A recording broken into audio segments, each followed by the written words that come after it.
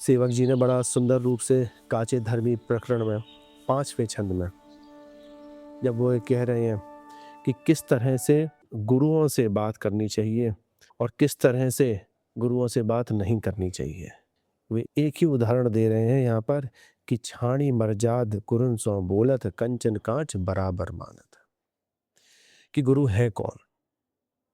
पहले भी ये वाली बात कही थी कि वे गुरु ऐसे विजय स्वरूपा हैं जो उनके की दर्शन मात्र से ही आपकी इंद्रियों के ऊपर आप विजय प्राप्त कर सकते हैं। इसलिए कहा गया उनको गुरु स्वरूपा, विजय स्वरूपा गुरु हमारे। ऐसों से बात भी करनी चाहिए या फिर नहीं करनी चाहिए, कैसे तोल के शब्द निकालने चाहिए अपने मुख से ऐसों के लिए, ये बहुत अच्छा निर्देश सेवक जी ने दिया है इस चीज के लिए कि मर्यादाएं सबसे बड़ी चीज होती है और उन मर्यादाओं के धरातल पर आपको गुरुवर वो सारी चीजें दे सकते हैं जो कि उनके पास में है, आपके पास में नहीं है।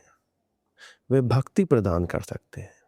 यहाँ पर अगले छंद में, 6वें छंद में श्री सेवक जी कह रहे हैं कि जो लोग अपने आप को हितैषी बनाते हैं, ऐसे कच्चे धर्मी जो कि किसी दूसरे के हितैषी जन बनते हैं, वे किस तरह से अपने आप को श्रेष्ठ प्रेमी का स्वरूप देते हुए, जिससे वो प्रेम कर रहे हैं, जिससे वो झूठा प्रेम कर रहे हैं, उसको वो उपदेश दे रहे हैं, अपने आप को महात्मा बता रहे हैं। उसके लिए कह रहे हैं सेवक जी, ये कच्चे धर्मी जो हैं अपने को किसी का श्रेष्ठ हितैषी यह बताना चाहते हैं। वास्तव में एक भक्त का तो इस तरह से होता है, वो ना किसी को अपना हितैषी बनाता है, ना ही वो किसी का हितैषी बनता है।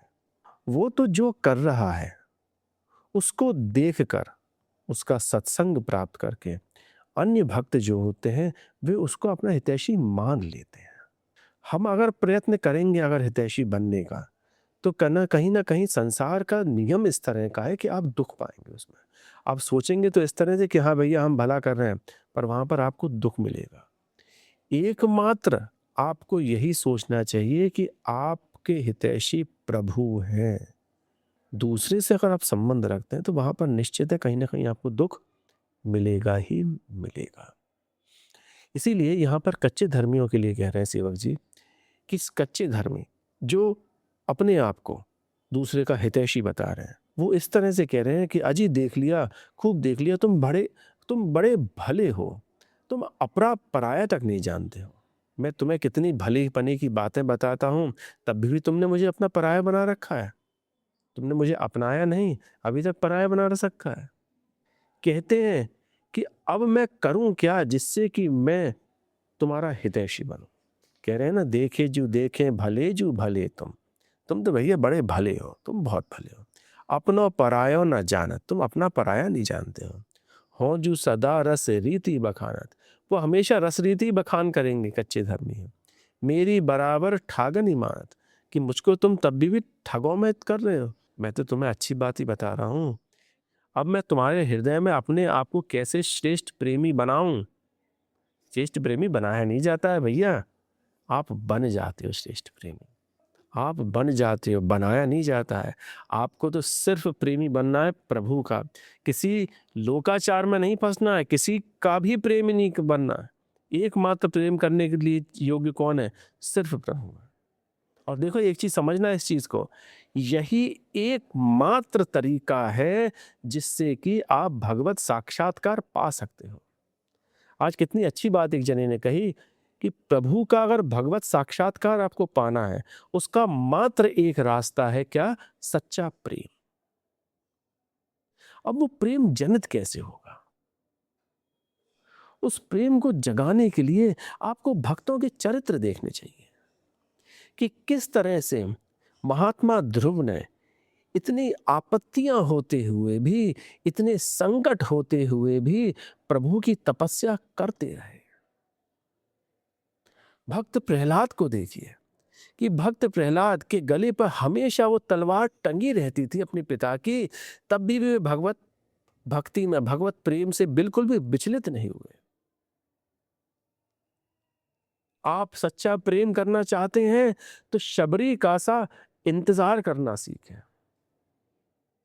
आप सच्चा प्रेम करना चाहते हैं तो प्रभु की सेवा में हनुमान जी जैसे तत्पर रहिए। आप सच्चा प्रेम करना चाहते हैं तो प्रभु के चरणार विंदन की छाप उस रज पर देख के जैसे अक्रूर जी बिह्वल हो गए थे, उस रज में लोटपोट हो गए थे, आप ऐसे प्रेम करिए। आपको प्रभु से प्रेम करना है तो निश्चित आपको ऐसा करना ही होगा कि जिस तरह से हमारे ब्रज में, हमारे वृंदावन में जब गोपियों से मिलने के लिए उद्धव जी आए थे तो गोपियों का प्रेम देख के अपने ज्ञान योग, अपने कर्म योग की पोटली को एक कोने में उन्होंने रख दिया। जब आप ऐसा करेंगे तब प्रेम जो है आप में जनित होगा, जब आपका प्रेम आएगा, सच्चा प्रेम होगा। प्रेम ऐसा ही नहीं है भैया, बड़ा कठिन है प्रेम। प्रभु जिसके ऊपर कृपा करते हैं, ये पक्की बात है कि प्रभु जिस पर कृपा करते हैं वही उनका प्रेमी बन सकता है।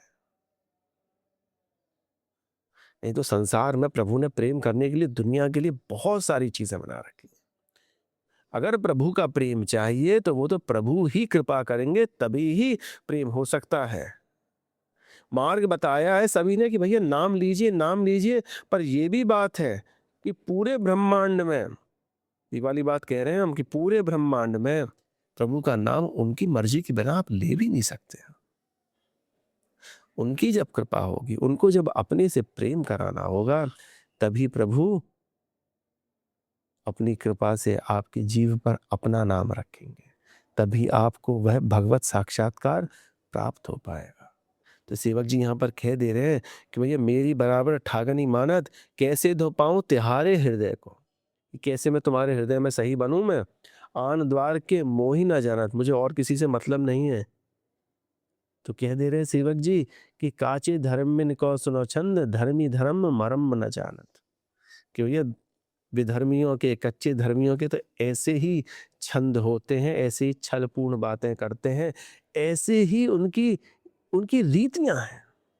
बोलते रहेंगे, कपटपूर्ण बातें करते रहेंगे और अपना परिचय देते रहेंगे कि भैया मैं तुम्हारा प्रेमी हूं। वास्तव में अगर सेवक जी ये सारी बातें बतला रहे हैं तो हमको भी ये सीखना चाहिए कि भैया ये सारी चीजें कहीं हम में तो नहीं है। अगर ये हम में नहीं है, अगर ये हमारे अंदर नहीं है तो हम सही चल रहे हैं। इनमें से लेश मात्र भी हमारे अंदर कुछ है तो समझना चाहिए कि हमारा घड़ा अभी कच्चा है, हमारा हृदय का पात्र कच्चा है, अभी पका नहीं है।